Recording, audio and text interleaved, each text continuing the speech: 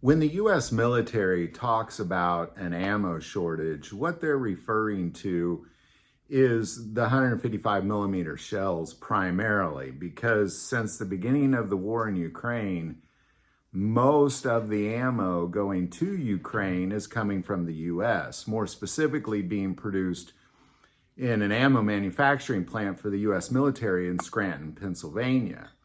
Now, because of that, the sheer volume of these shells being sent to Ukraine has depleted the U.S. military to the point where they've dug deep into their reserves.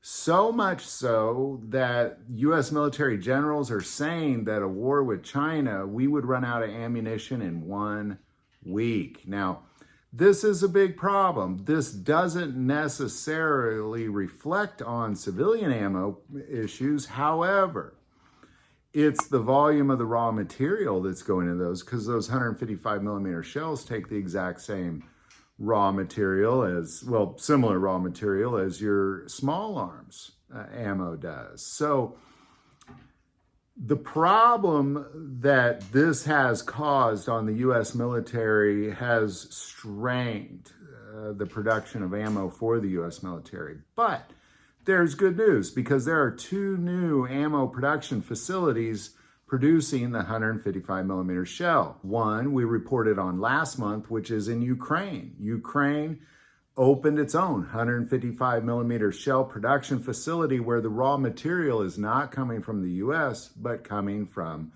Europe. This is great news. So much so that the president of Ukraine even visited the ammo production facility in Scranton, Pennsylvania, to take a look at it. But now a second 155 millimeter shell production facility has been opened up to also feed Ukraine in Australia. And all of its raw material is coming from Australia. So both of these factories should cause a huge break for the U.S. military and allow them to now replenish their reserves, which we need as Americans, primarily for our defense, but also for our civilian small arms. Because if we continued at this pace, we would be in big trouble. And luckily, other countries have stepped in, because now, again, you have Ukraine being fed raw material from Europe, and now you have Australia being fed raw material from Australia, which should give the Scranton, Pennsylvania ammo plant a huge break and an ability to now replenish its own ammo and our own military's ammo, so we're not stuck in the situation where we can make it through a week's worth of ammo and then be out if we're found ourselves in a wartime situation. So I know that opening up new ammo plants in other parts of the world doesn't necessarily feel like it's going to affect America, but it is going to affect America in a gigantic way. I believe our civilian ammo production will be salvaged. I believe that our military ammo production will not just salvage, but be replenished.